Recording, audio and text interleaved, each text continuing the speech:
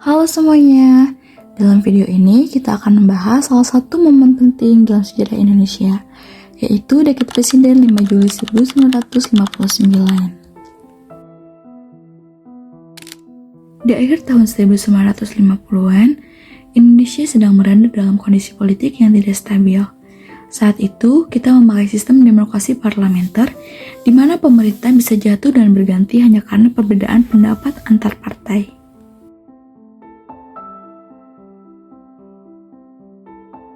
Adapun beberapa masalah utama yang terjadi, yaitu kabinet yang sering berganti-ganti sehingga program pemerintah tidak berjalan dengan baik.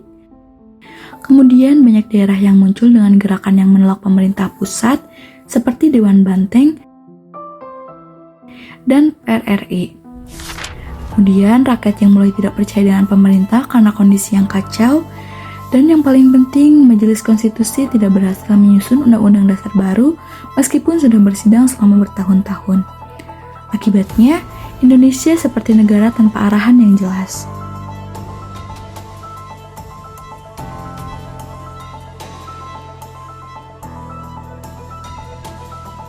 Melihat situasi semakin buruk, Presiden Soekarno mencoba mencari solusi.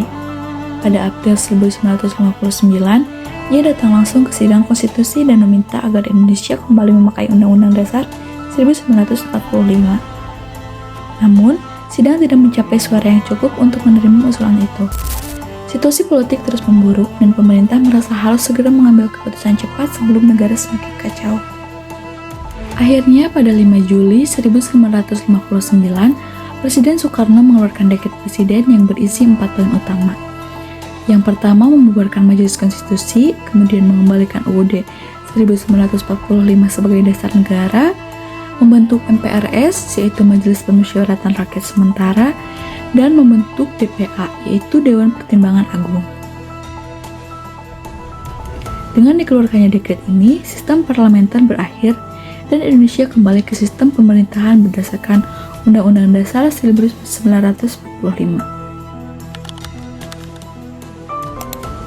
Setelah dekret ini diberlakukan, Indonesia masuk ke masa baru yang disebut masa demokrasi terpimpin.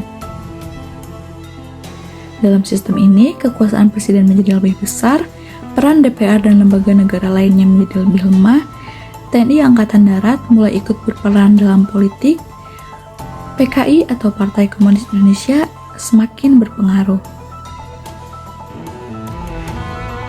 Soekarno memperkenalkan konsep NASKOM, nasionalis, agama, dan komunis sebagai upaya menyatukan kekuatan politik yang berbeda-beda.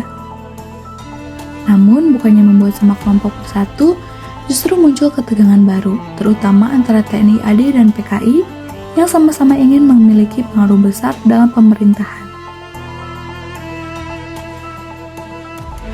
Setelah dekret, hubungan antara Soekarno, PKI, dan TNI AD semakin rumit. PKI semakin dekat dengan Soekarno dan merasa punya kesempatan besar untuk memperluas kekuatannya. Sementara itu, TNI AD melihat PKI sebagai ancaman dan mencoba membatasi gerakan mereka.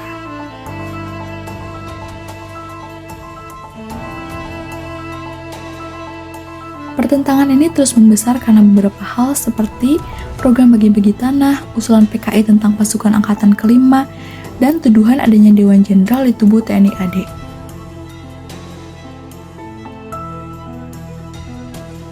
Semua ketegangan ini akhirnya mencapai puncaknya pada peristiwa G30S pada tahun 1965 yang mengubah politik Indonesia secara besar-besaran dan membuat posisi Soekarno melemah. Dekret Presiden 5 Juli 1959 adalah keputusan penting yang awalnya dibuat untuk menyelamatkan negara dari kekacauan. Namun, keputusan ini juga membawa perubahan besar dalam sistem politik Indonesia dan menjadi awal dari masa yang penuh ketegangan.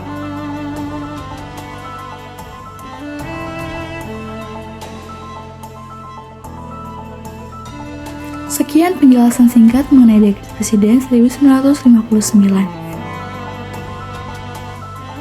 Semoga membantu kalian memahami salah satu bab penting dalam sejarah Indonesia.